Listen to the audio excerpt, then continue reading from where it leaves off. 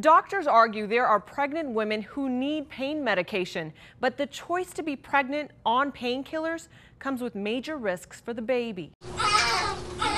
It's not the sound of a normal baby's cry.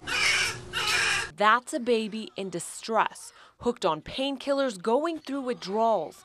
It's called neonatal abstinence syndrome, or NAS. They're born addicted. Dr. Quinn Vo, a maternal fetal medicine specialist, says it's heart-wrenching to hear and see, but it happens all too often. They're no longer getting medication because they're now out of mom's system. These babies are used to a certain amount of narcotic.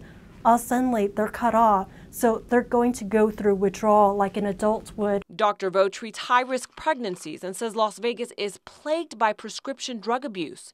But some of her patients, like Cherie Dubois, I was involved in an auto accident in 2007. are dependent on pain meds to function.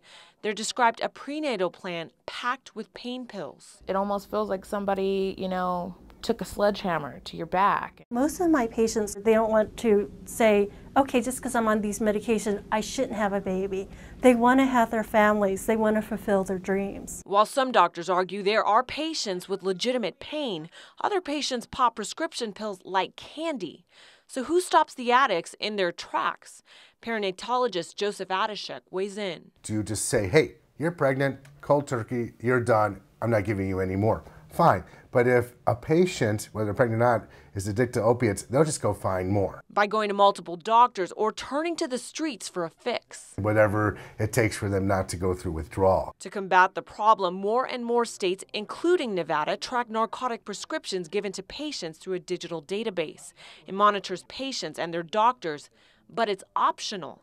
Should it be mandatory? To make things laws, then you end up under-prescribing people who are truly in pain, and then you end up someone in horrible pain who's not seen another doctor, who does not have the disease of addiction, who needs pain medicine. Doctors are forced to make the painful decision of how to treat pregnant mothers. Either the mom and fetus suffer through the pregnancy, or the baby could start its life dependent on drugs. I see the potential life. I see this very innocent baby who has no control of these circumstances. Many times the decision to keep a pregnant woman on minimal pain meds is the optimal solution offered by high-risk pregnancy doctors, but there may be long-term risks. It's really hard to pinpoint down what exactly will happen to this baby. We certainly know alcohol, amphetamines, cocaine, they definitely have long-term consequences. We don't know how much long-term consequences opiates have.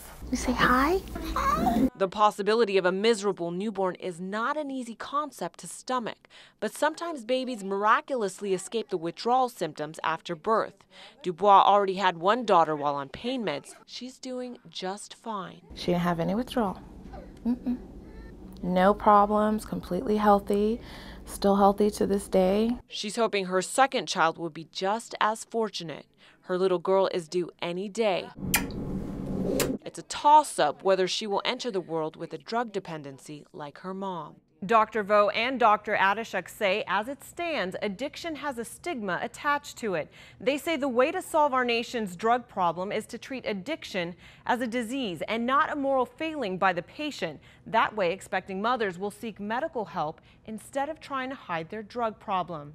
Back to you, Gerard.